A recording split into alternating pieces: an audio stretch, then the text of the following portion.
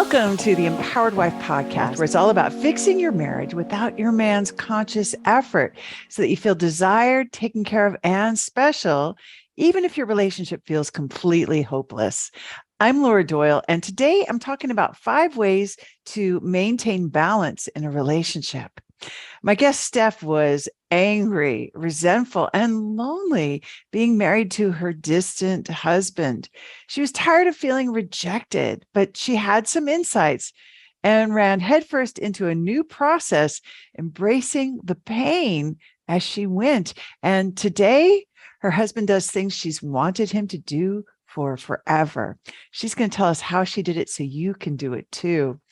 All of that's coming up. But first, let's talk about 5 ways to maintain balance in a relationship. In my early marriage, when things were terribly out of balance, I was also seething with resentment about my husband not doing enough chores and not making enough money, which left me with the heavy burden of having to make up for him in both areas. Also, I had to control the finances since we were always on the edge of going under. I knew he wouldn't be able to handle it. It was already very stressful and lonely to feel so out of balance, and I didn't see any way out. Maybe you've been there too. Fortunately, I learned a practice that completely changed all that. And today my relationship feels much more balanced, and far from doing everything around here, I feel really well taken care of and even spoiled. It may even be out of balance the other way, with him doing practically everything and me just coasting along most of the time. And I'm married to the same guy. So go figure. One big change I made was learning to be a gracious receiver, even when I felt uncomfortable or felt I was not going to get what I wanted if I acted happy with what was being offered. But I was completely wrong about that. A comparative religions student once told me that every object has yin and yang, or female and male aspects to it, like a coffee cup. The yang, the masculine, is the structure of the cup, the ceramic part. And the yin, the feminine, is the part that can receive coffee. And without that part that can receive the coffee, the yang has no purpose. It has no purpose. And I love that metaphor, which I see at work in my marriage every day. If I don't receive, I interfere with my husband's purpose to make me happy. And when I do receive from him, we both feel happier and our relationship has balance. Here are 5 ways that you can experiment with being a better receiver so that you can also feel more taken care of and bring your relationship into balance too. Number 1, receive help graciously. One thing to experiment with is receiving his help, even if you feel it's really your job to make dinner. Maybe he doesn't vacuum the way you like, but it's still less vacuuming for you if you accept his help, if you receive it. If you're not getting all the self-care you would like because you don't receive his help with the kids, then how would it be to receive time alone and trust him to feed, bathe, and care for them while you're gone? One time, my husband, who hates watermelon, offered to finish cutting a huge watermelon for me because I got tired of cutting it in the middle of doing it. So I sat and watched him cut it, and I ate watermelon while he was working on it. He put it away, he cleaned up, and I was so grateful and appreciative. And he felt like my hero because he was. So it was a win-win. Talk about having a great balance. Number 2, receive compliments graciously. If you're anything like I was, you may be rejecting your husband's compliments by arguing with him when he says you're beautiful when you first wake up, or contradicting him when he says your cooking was delicious. That throws the relationship out of balance, in my experience. Consider saying only thank you instead. Number 3, receive gifts graciously. Have you ever complained, as I used to, that flowers are expensive and they're a waste of money because they die so fast? Or returned the present he got you?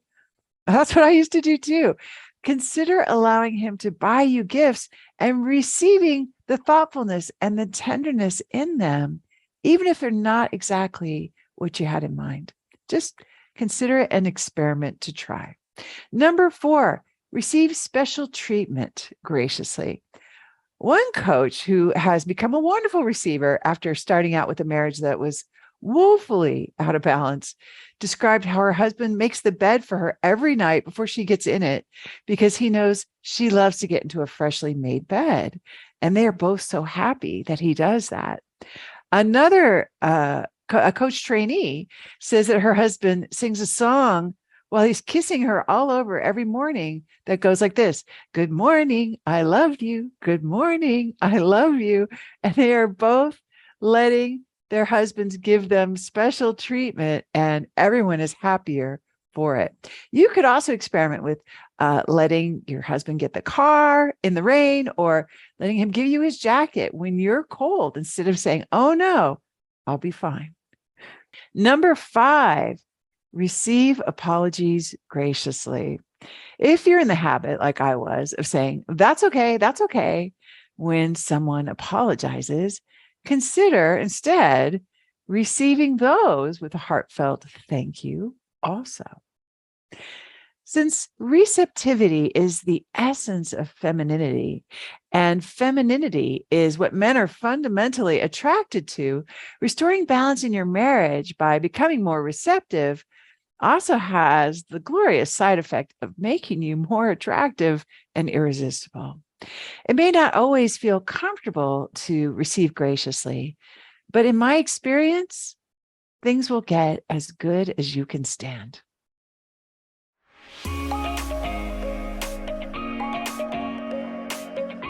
If you're wondering how to get started with fixing your relationship and making it shiny again, then you need a roadmap. Get 6 simple steps to follow that will set your relationship up for success. Discover 3 common mistakes that wives make trying to fix their relationship that just make things worse when you download my free Adored Wife Roadmap. You can do that at getcherished.com. Go to getcherished.com now to get your roadmap in minutes.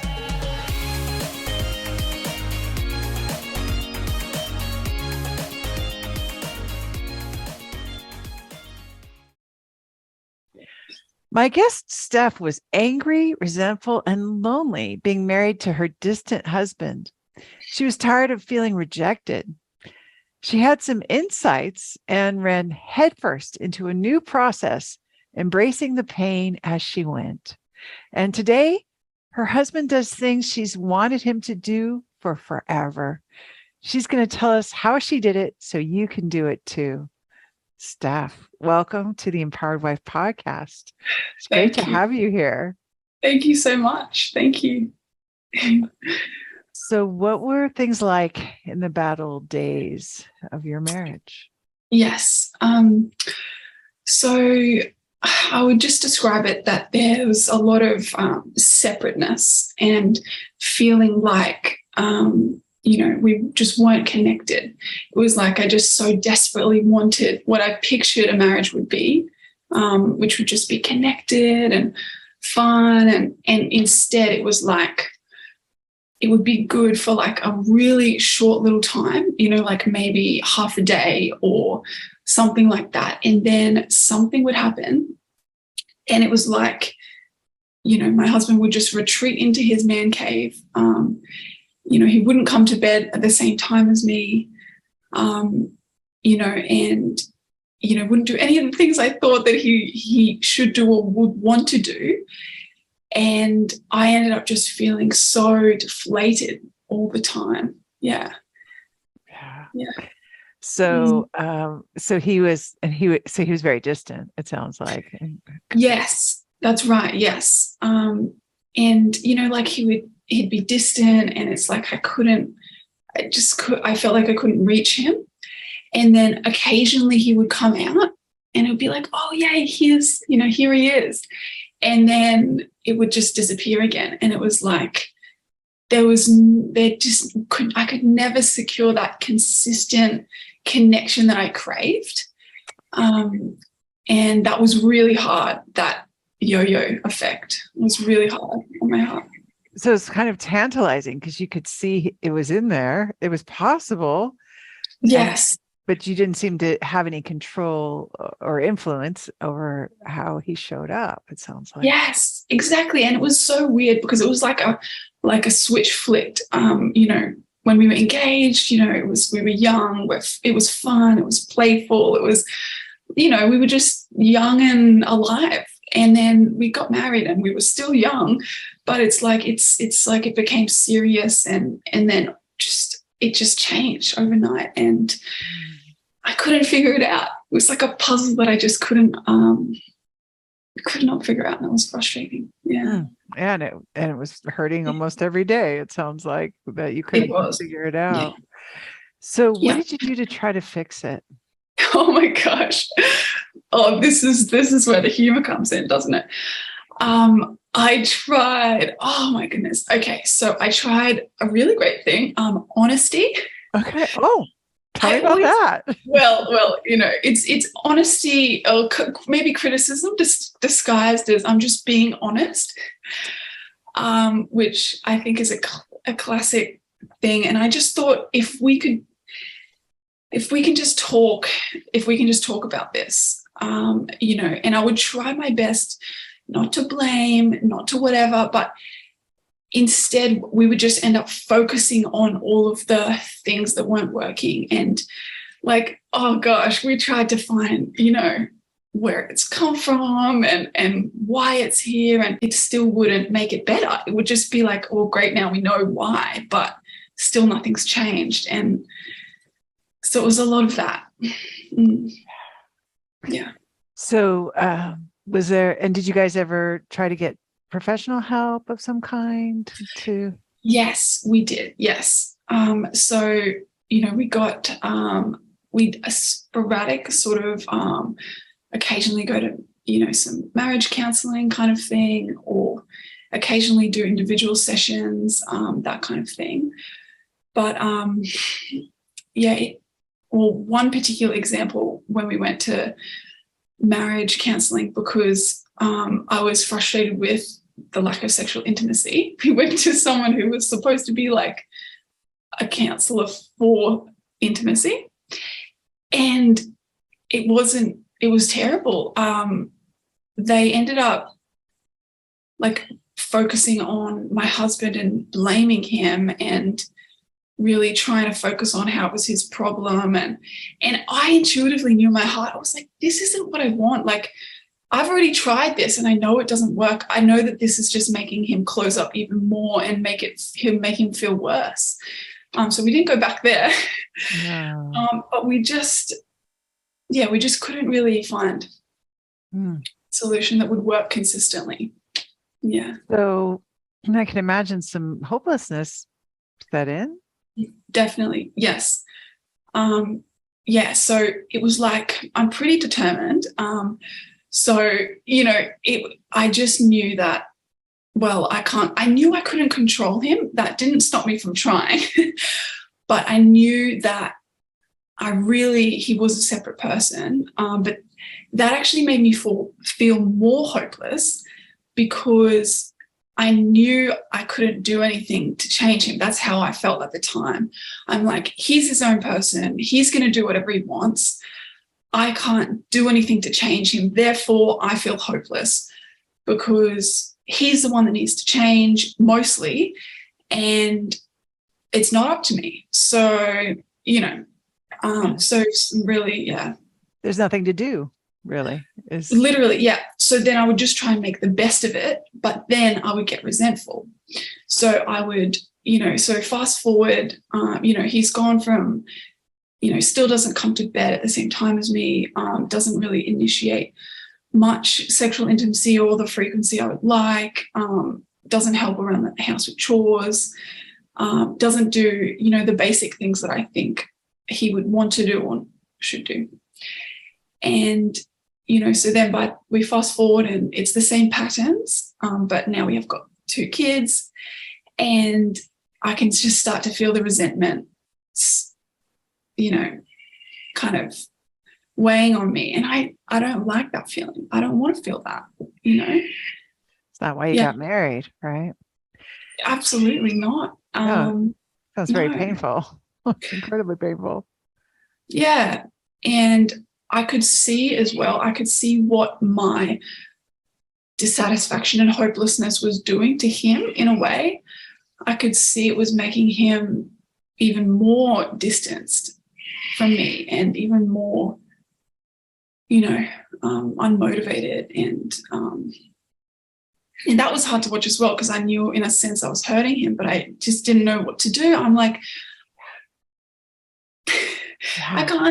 I've got nowhere to go. I got nowhere to There's, go. there's no exit. Yeah, it's just No, awful. it's definitely, and I knew, and I also knew that I'd entertained the thought of getting divorced, or the idea of leaving to escape. But I also knew that part of my heart knew that if we got divorced, apart from the fact that that's, you know, painful, embarrassing, would break up our family and just be so embarrassing. But but I also knew that it wouldn't really help. Like, I had some sense that I would just do the same patterns with someone else. Really? You I intuitively did. knew. I don't know how I knew that, but I just knew that it wouldn't really solve my problems. But that, again, it just compounded the hopelessness. Oh, yeah. So, man, it was a hard spot. Oh, it sounds hard. Mm. Was there a moment where you said, well, we can't go on like this? Well, see, I had many moments like that where I just thought I'm at breaking point. And sometimes a healthy amount of honesty would come to the surface where I would, you know, like, and then there would be a moment of intimacy that would break through. But then soon enough, it would go back to the old patterns. So we were just in this continual cycle. And yeah, and then I would still be, I thought I'd be thinking things are better. I hadn't found your skills by this point, by the way. And I'd think things are a bit better. They're, you know, a little bit better, but I would still feel the resentment. I would still be crying myself to sleep on it, you know, fairly frequently. And I'd still be kind of pretending. People wouldn't know. Everyone thought, wow, you guys are got a big network of friends, and everyone thinks these guys they're the family, you know, they're beautiful kids. They've got an amazing relationship. They're so fun to be around. They're great. But then, you know, as soon as we get home, it's like it wasn't really like that as much as I wanted it to be. I wanted to be the person who everyone thought we were, because that would be fun. But, Yeah. you know, yeah. So no one knew that you were struggling. I don't think so, unless, well, no one ever told us that they saw that. No, yeah, I don't think so. So Yeah, it felt like a secret as well. kind of. A That was painful part of the part. embarrassment. I felt like, well, now we've built up this whole thing of like we're all good, we got it together, and then if we don't, it's kind of like even that's embarrassing as well. So, but then my dissatisfaction trumped the embarrassment. I was so dissatisfied. I was like, I just need something to work. So I was willing to do something as radical as it needed to be, to try and get some relief from the pain that I was feeling. Yeah. So what did you do?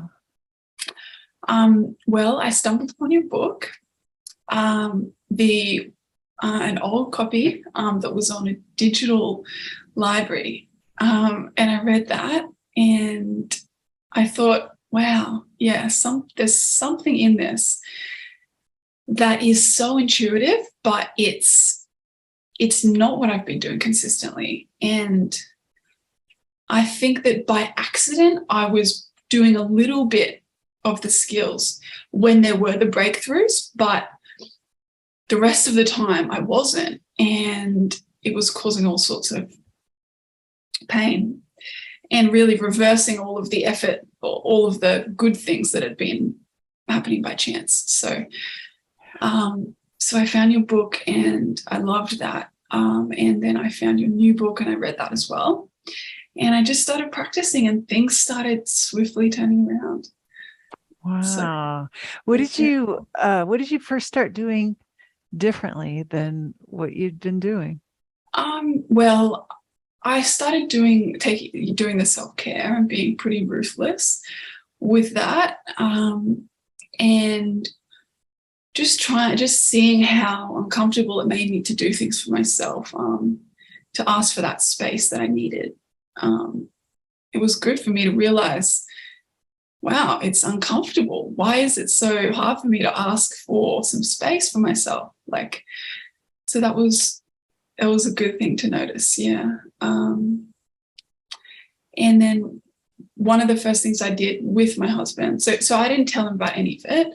I liked that it was a bit of a secret and I wanted to see if it would work. And so that was fun. And then I started doing duct tape, definitely, which is just not always giving my opinion, and just letting him talk. And then I paired that with the whatever you think phrase. And that was very interesting. Yeah. Yeah. It was interesting. So, well, first of all, how was that for you to use duct tape? Because you mentioned you're a very determined woman already. So I imagine that you're not used to not giving your opinion. So how was that for you? Did you feel a little stifled or? No, I didn't feel stifled. I felt actually a building sense of dignity. And that very quickly made me feel good about myself because I could see myself being self-controlled. And it was kind of like just, taking a breath before reacting. And so normally I would just jump in, throw my opinion on the table, and basically use my energy and determination to make my opinion the most emphasized and really, drown out whatever he thought or whatever he had to say. And I always came from the position that my opinion was, right. Because I really thought that it was. That it was. Yeah, of course. Oh, it's so funny. It's just so funny. Yeah. It is. I do love, I look back at my early marriage with a sense of humor now too. Like, that's hilarious that I just thought I was always right. But I did think that. So how did he respond when you were, not sharing your opinions as readily and saying to him whatever you think, and conveying your trust in his thinking that way? Yes. Oh, well, it was really big. So, first of all, I noticed he had so much inside of him that he was willing to share with me. So he has ideas all the time, really amazing ideas, and they link directly to like his heart and things he wants to do. And basically it's just a way to see directly into his heart, and to see what he cares about. So in the past, I would have policed his thoughts for their practicality, and their realistic, how realistic they were. But when I started letting him just talk and be quiet, listen, and I would just be amazed by all of these things that he wants to do. So it was a real window into him and his soul. And yeah. What kinds of ideas did he like? What kinds of things did he share about? Gosh, so many things. Like, like he would ideas for business ideas, ways to make more money, trips he wants to take, Just random opinions he has about books he's reading, or just random thoughts to do with what he values. Literally just anything that would pop into his mind. And I just used to think, well, you're not allowed to talk about those things because it's not useful. It's not, there's no reason for you to talk about it. And me just letting him talk has just been, I've learned more about him, I guess. And it sounds like you created intimacy. Yeah. In your marriage. Yeah. So you, yes. There was a sense of emotional safety. It sounds like you're just. Yes. That's exactly what it is. That's exactly what it was. Yes. And the whatever you think did a whole separate thing. So yeah, I think the duct tape kind of concept did the emotional safety, and then the whatever you think did a whole different thing, which was really exciting too. So tell us about that. Yeah. So basically, the whatever you think comment. So he used to ask me about, like, where are the keys? Where are my pants? Like classic man stuff. He, asked me about what we should have for dinner. What do you think we should do about this?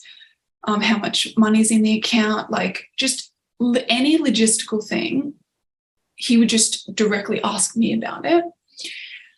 Or anything to do with a situation. He might just ask me and expect me to just answer him. And then so he didn't have to think.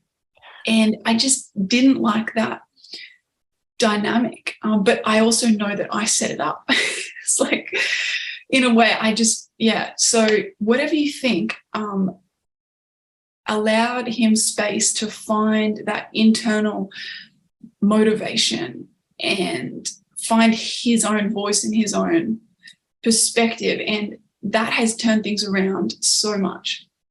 How so? Yeah. So from any small thing to like dinner, him just choosing, oh yeah, let's just do this. He's actually very decisive, a very decisive person. When I give him the space to be, when I don't make all the decisions, and when I just let myself realize I don't want to be making all the decisions. It takes up too much energy. And it makes me feel resentful. So, how much do you think we should, invest? Oh, whatever you think, babe. What do you think we should do with the kids? Should we, send them to this thing or this thing? Oh, yeah, like, I support you, whatever you think. I respect your thinking. What camping gear should we buy? Do you care about this or this? And I've learned, when he's asking for my desire, like, would you prefer this or this? And then I'll say, oh yeah, no, like, I would actually love, I actually really feel like eating pasta tonight or whatever. I'll say that. But when it's something like, what camping gear do you want? Do you think this brand or this brand? I'm just like, oh, I don't know, like, literally whatever you think. I'm happy to support you. I know that you'll make good decisions. So, yeah. Oh, Steph, I love this. You just made a wonderful distinction about the difference between him asking for your desires, really, and you. And also, I heard sometimes you don't want to make all the decisions. Sometimes you're happy to outsource the decision making to him. But other times you might say, I would love pasta for dinner, or he's asking about the camping gear. You might not want to engage your brain on that. You might just say, whatever you think, go ahead and get us the camping gear. It sounds like you've done a beautiful job just really getting clear on the difference between trying to control how he's showing up and actually just expressing your desires in a way that inspires your husband. So that's another skill that you were applying in your marriage, it sounds like. Yeah. Yes. Yeah. Well done. So, how would you describe your marriage now? What's it like? So it feels much more light. And there used to be some really good highs, but there would be very deep cutting lows as well. And those are just not there anymore. That is the most miraculous thing. That's the most miraculous thing. Yeah. And what about that affection? Because I know in the distance and things. Yes. So, we'll spend like the whole weekend, just together at home, just enjoying being with each other. He'll want to be close to me. Things that I used to do to him that he just never did back. Like he'll, reach out to my face and just like stroke my cheek, or like he'll come to bed at the same time as me. He will like want me to stay up late with him and talk, and I'll be like, I need my sleep, I need to go to bed. And he'll want to just like keep chatting and, just keep talking about things. He'll seek me out to be like, let's chat, like, and we'll go and like, lays on the bed and put the blinds up and, just talk about dreams and new business ideas. And he wants to talk about how he can earn more money. And he tells me he wants to have more kids with me and have more babies and extend the house, so we can fit more babies in. It's like, yeah, it's just crazy. Yeah. He's researching cars so we can have more kids, so we can fit more bodies in the cars, like he's just, yeah, wow. He works so hard for our family. He's never ever earned more money. Like I was always the one who would earn money, but at least always earn more money. And he would just earn like not much, and like he would invest himself in other things, but it was always important to me that we had the money. And now he earns so much money, like wow. more than probably most people in my family, like other people, and he just does it quietly and humbly, and takes care of all the finances. I used to have to do everything. I used to take care of all the money, and I used to have to say, oh no, we can't afford that, and I used to hate that. And now it's all in his hands, and he's so diligent with it. We always have enough. He's so generous as well. Like, like I like going to get my nails done. He's just like, yep, whenever you want, babe, go get your nails. Your nails look beautiful. Thank you so much. Yeah, he wants to buy me things. He came home the other day and bought me some new shoes just randomly. Like he's really good at picking things, and so he'll just come home with presents, and they fit perfectly. I love them. Like, I had a stressful day at work and I just needed to go for a walk, and so I just went for a walk, and I came back and he's like, dinner's like on the table. He's literally putting it on the table. He's so good at making food, and he's like a natural chef. He's like got food on the table. The kids are at their tables. They're, getting ready to start eating, and like, it's the craziest turnaround. It's the craziest turnaround. He's so motivated now. When he used to just like, it used to just kill me how like he wouldn't.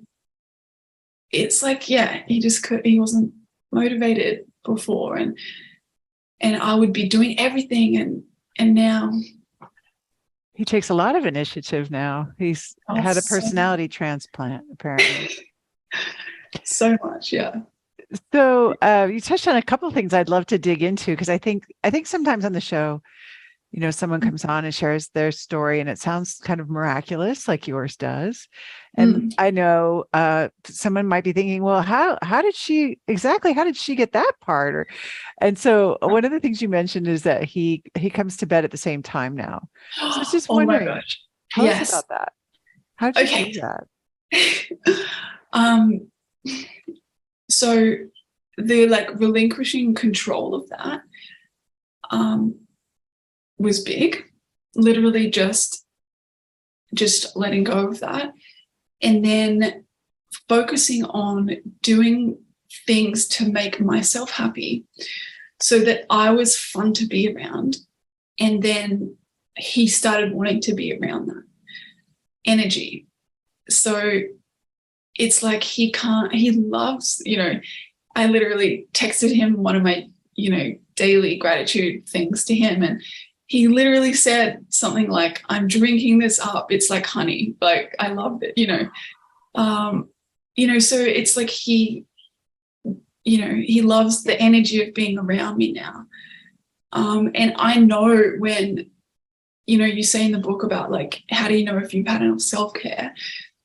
Just, if you're feeling good, then you have. If you're not, then you haven't. And that's what I use as a barometer for myself. Like if I start feeling, a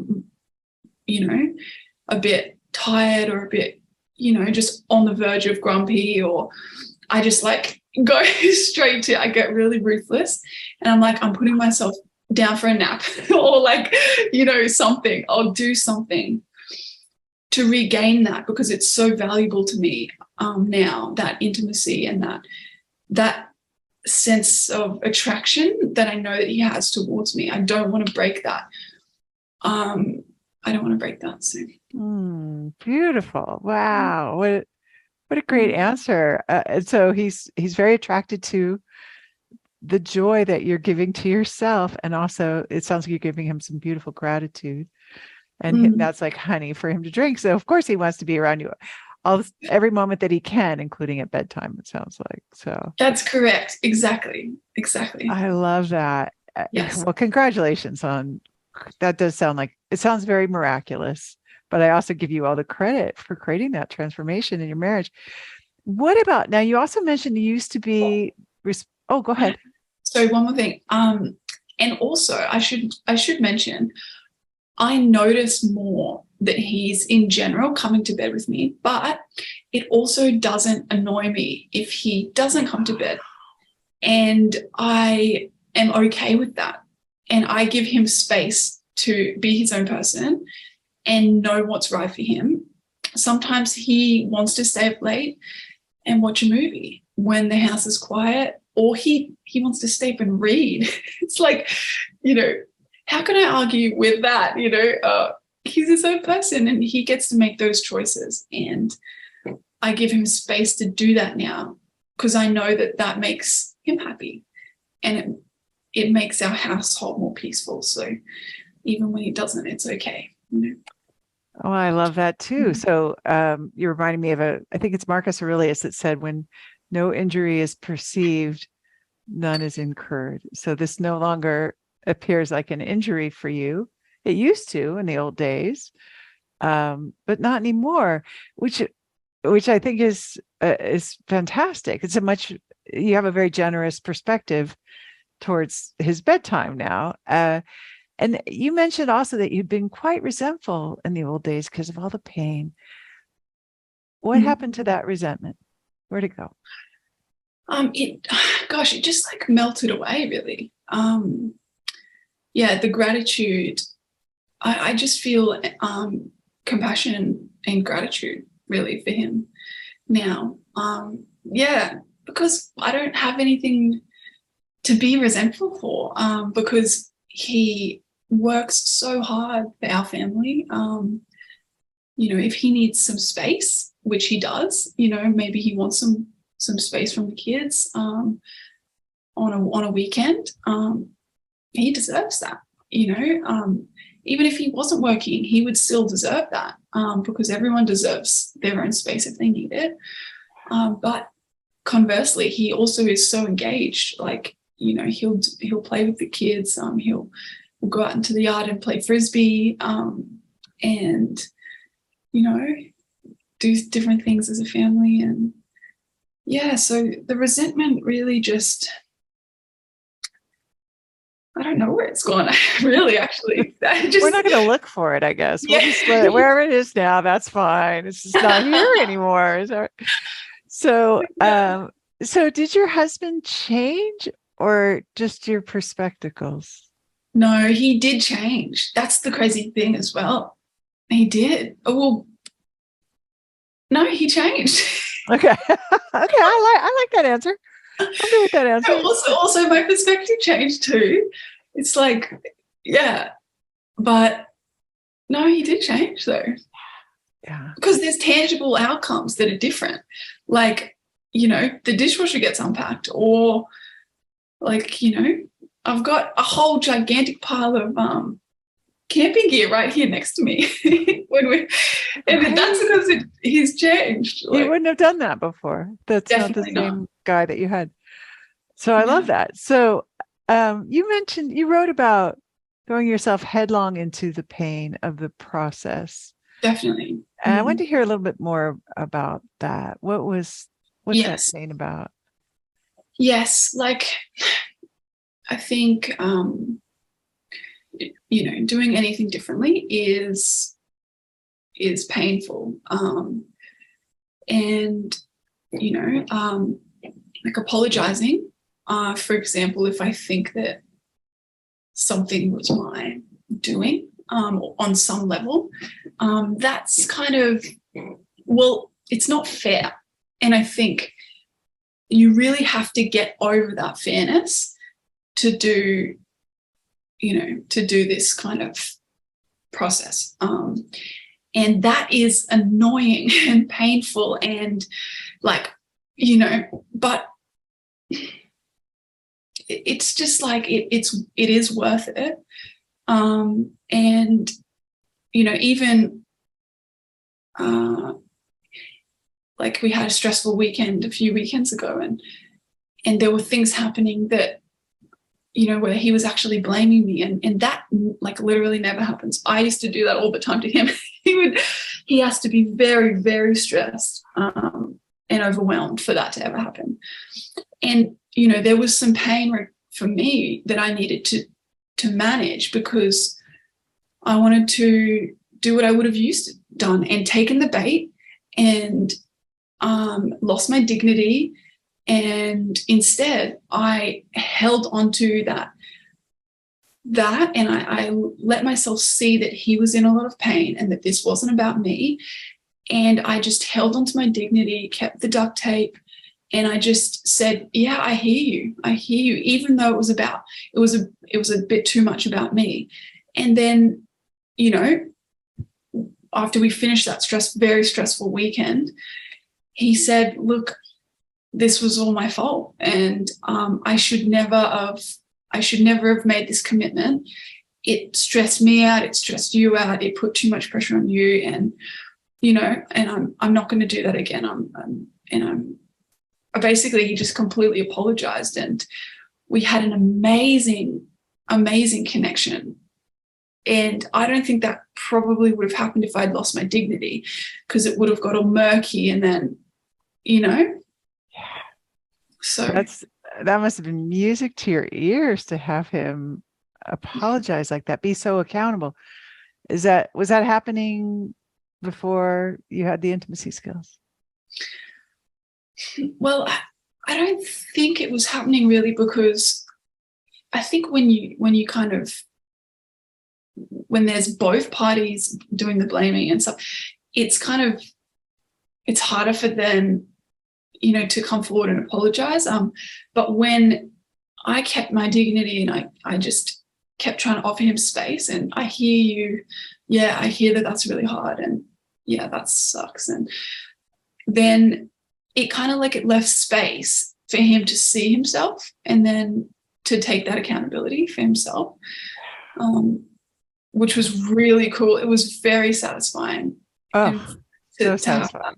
Yeah, it's satisfying just hearing about that moment, and then to hear about the beautiful connection in your marriage afterwards. Oh my gosh. Especially, it's like a before and after, right? Like it's like a dirty old kitchen that just got beautifully renovated, because the before it would have been a mess. Everyone would have lost their dignity, it sounds like, and there would have been conflict, and the intimacy would have been lost.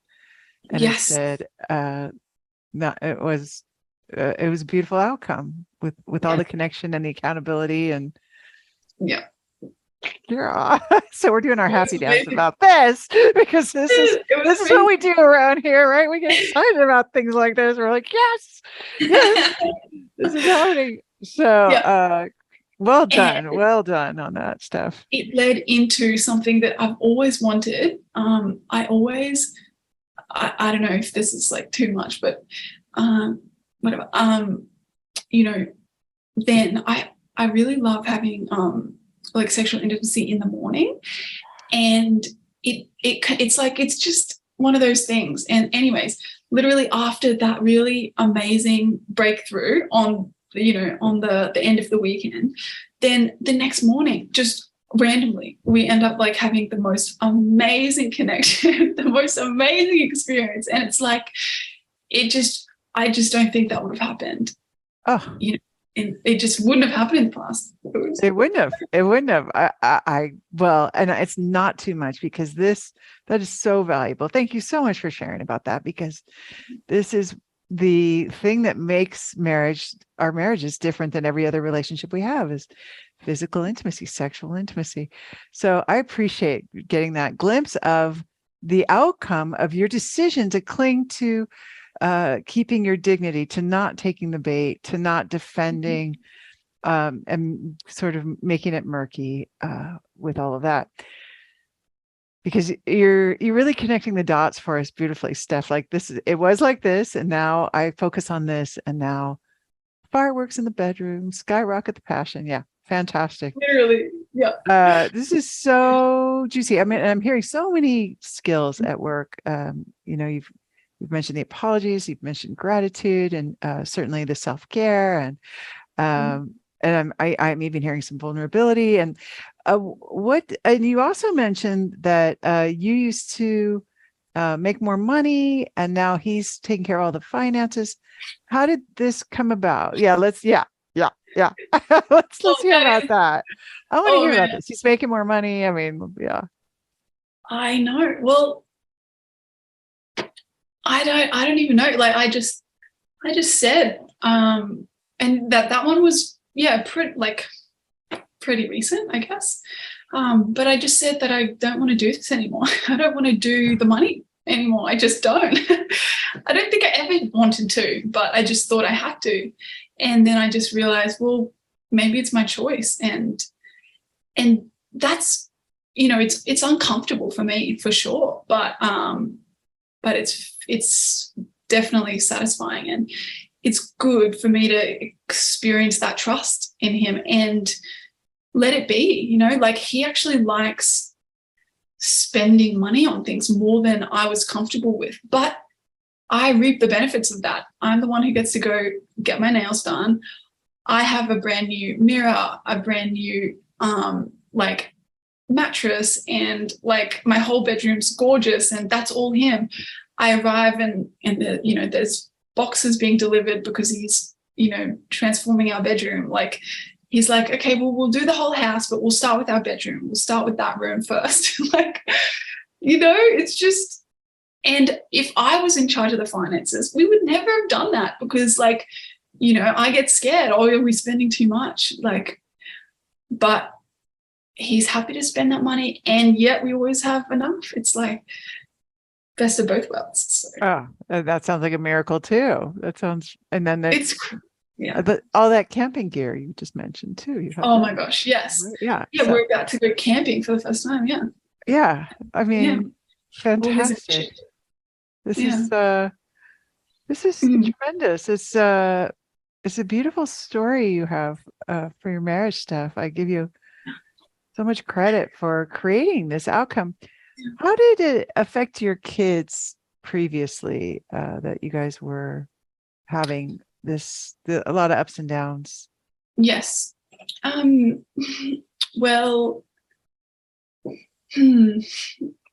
they probably didn't get to see us at our best.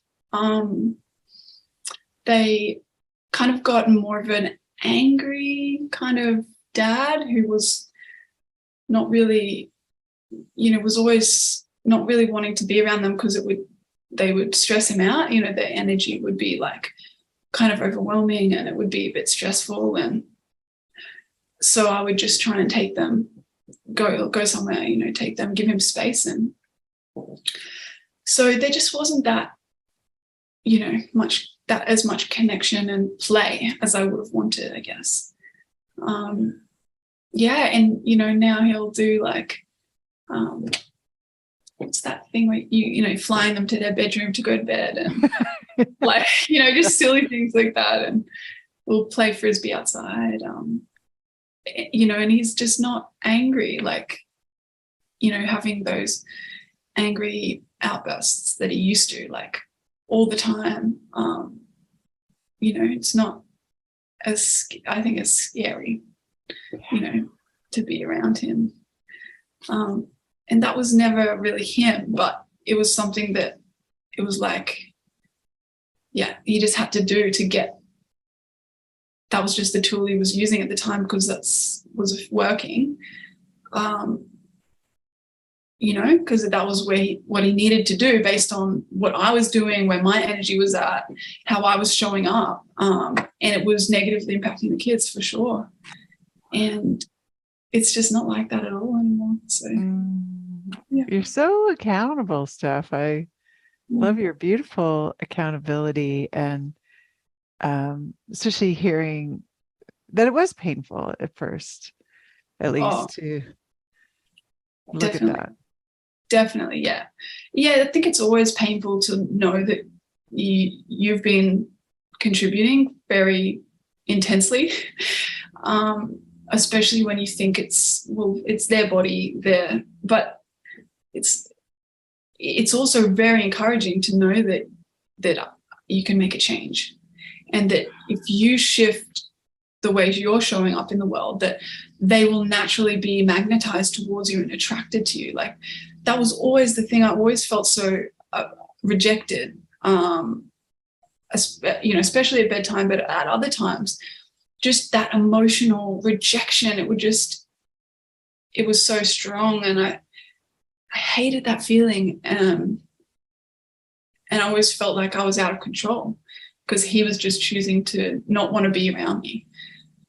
But knowing that I can do things so that he's attracted to me and magnetized towards me and wants to be around me, it's very fulfilling, and it's worth the pain of having that accountability.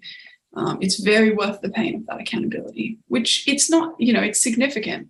It's significant to realize that you've been doing things that hurt someone you love, unintentionally doing things to hurt someone you love. That's not a good feeling. And to know it's been going on for years, to know that it has been affecting, your kids to a certain extent, that sucks, to admit that. But I can't change that past, but I can change how I show up now.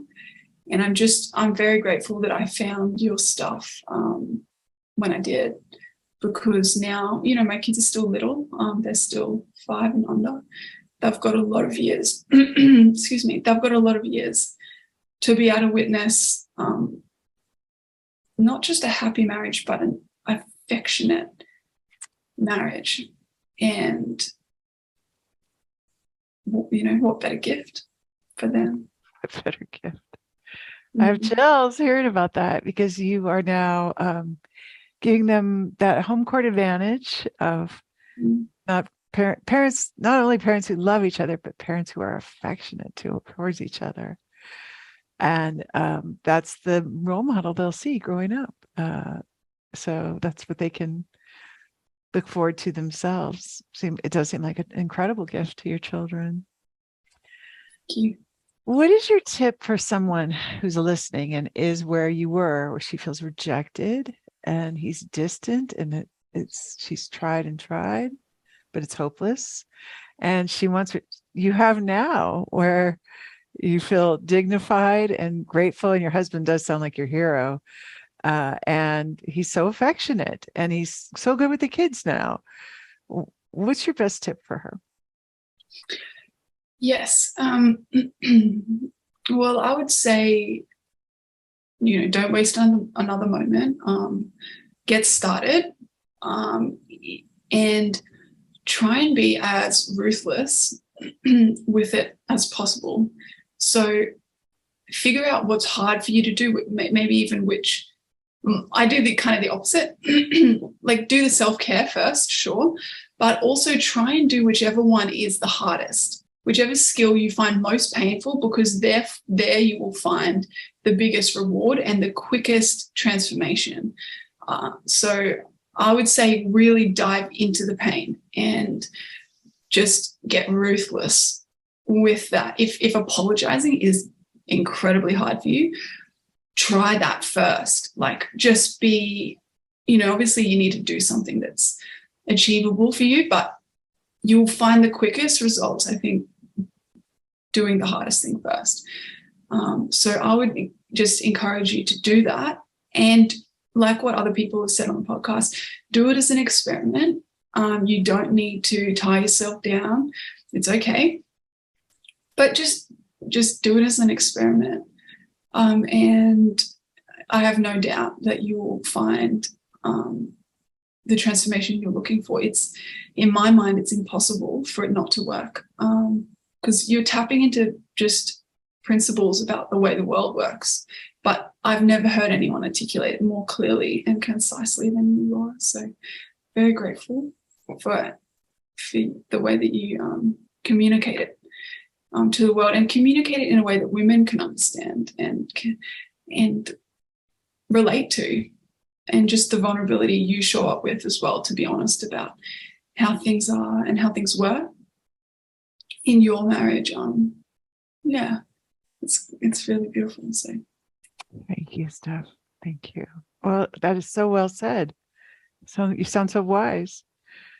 What do you think you would say to Steph from before? If you could tell her what you know now.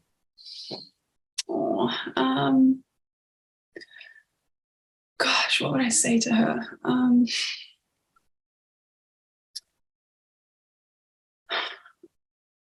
I think I would just want her to have hope, because that was the thing I was lacking the most. I just didn't see any way out. And I would just want to say, there is a way for things to be different. You're not stuck. You're really not. And you actually have much more power than you think. You've seen the evidence of how your negative energy can directly impact your husband. And you can actually use that as a force for good and see an equally amazing transformation in the opposite way as well. And you need to do it by relinquishing control and doing things that are uncomfortable for you. And if you do that, then it will be very worth it. So well, what a shining example you are of what's possible. You've had an enormous transformation, a beautiful transformation, super inspiring. I was very moved to get to hear your story and all the wonderful details that you shared with us. That is so valuable. It's such a wonderful gift to us, to me, and to every listener of this podcast. So thank you so much for being so generous. Pleasure. Yeah, my pleasure. If you'd like to be my guest on the Empowered Wife podcast and share about how you fixed a struggling relationship using the 6 intimacy skills, I would love to interview you. Just go to lauradoyle.org/podcast-guest to let me know that you are willing to make a big contribution to ending world divorce by telling your relationship story. I look forward to meeting you. That's lauradoyle.org/podcast-guest.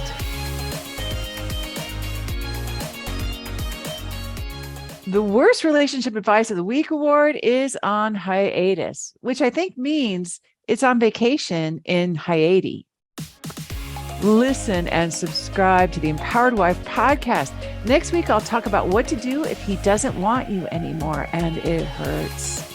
In the meantime, I hope you're having lots of fun. Today's fun fact is that we put up so many Halloween ghosts on our house that now we're going to have to call an exterminator. Who are we going to call?